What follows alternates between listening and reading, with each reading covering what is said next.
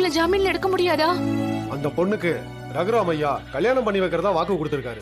சீனுவும் அந்த பொண்ணும் ஒரே ரூம்ல இருந்தது. கடைசி நேரத்துல அந்த பொண்ணுக்கு பார்த்த மாப்பிளைக்கு பதிலா சீனுவே மாப்பிளையா வந்தது.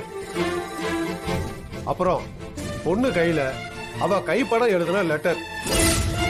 அப்புறம் அந்த பொண்ணோட அப்பா, புவனேஸ்வரி, ஊருக்காரங்க சில பேர், இப்படி எல்லாரும் கொடுத்திருக்கிற வாக்குமூலம் இது எல்லாமே இவங்களுக்கு எதிரா இருக்கு. அதனால ஜாமீன் கிடைக்கிறது கொஞ்சம் கஷ்டம்தான்.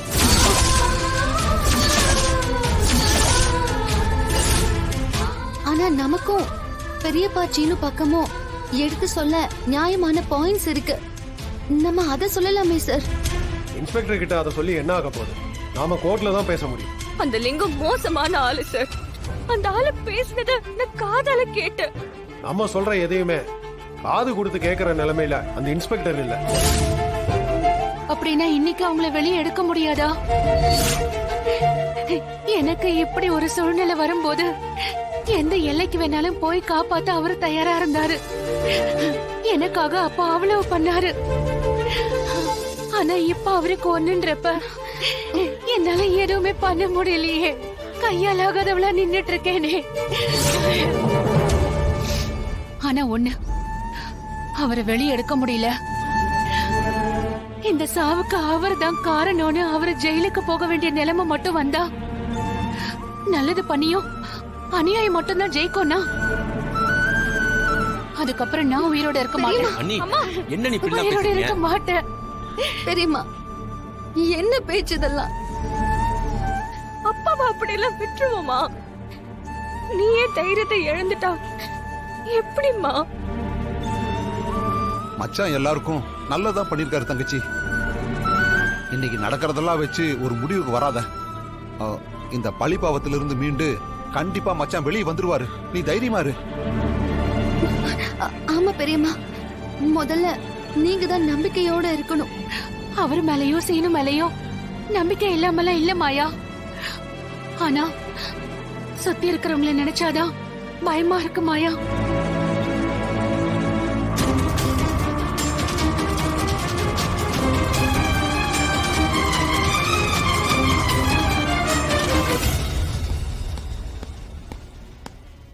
இங்க தேவையில்லாம கூட்டம் போடாதீங்க.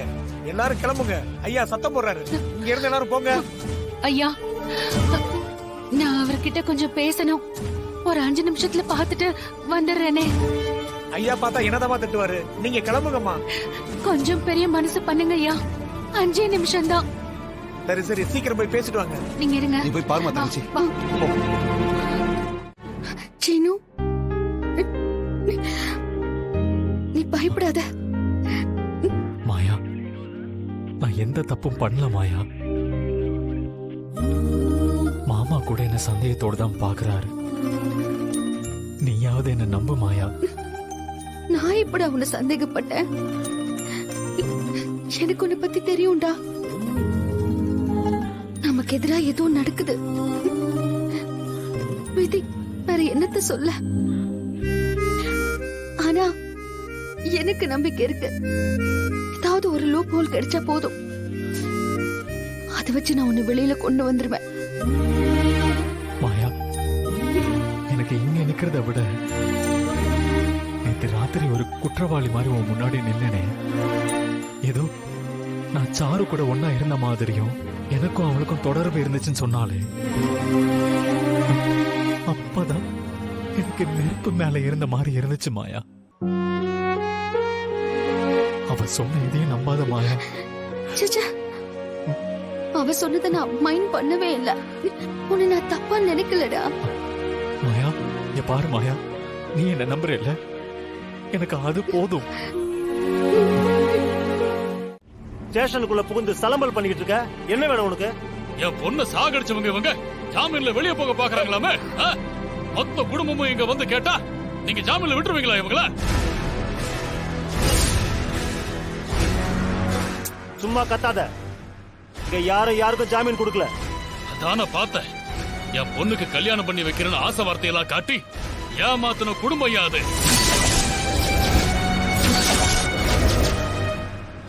நல்லா வாழ வைக்கிறேன்னு சொல்லி ஊர் மத்தியில அவளை தூக்கல தொங்க விட்ட பாவிங்க.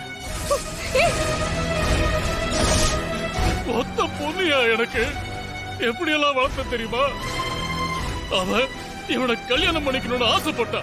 இவனைய கட்டி வைக்கணும்னு சொல்லி நம்பிக்கை கொடுத்து கடைசியில எல்லாரும் என் முதுகுல குத்திட்டாங்க. ஆனா இவன் அவளை வாழ வைக்கிறேன்னு சொல்லி அவ கூட சேர்ந்து வாழ்ந்துட்டு கல்யாண மேடை வரைக்கும் கூட்டிட்டு வந்து கடைசி அவ கழுத்தை அறுத்துட்டான். பாருங்க, இவன் தான் அவன் கொலைகார பாவி.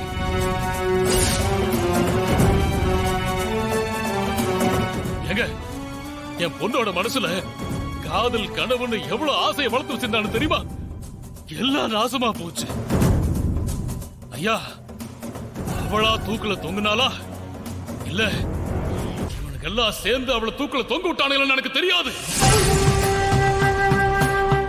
அந்த சின்ன உடம்பு எப்படி எல்லாம் துடிச்சிருக்கும், எவ்வளவு பாடுபட்டு இருக்கும். இத்தனை கொடுமைகளையும் பண்ணிட்டு இவனுக்கு வெளிவர பாப்பானுங்களா? விட்டுருவா நானு?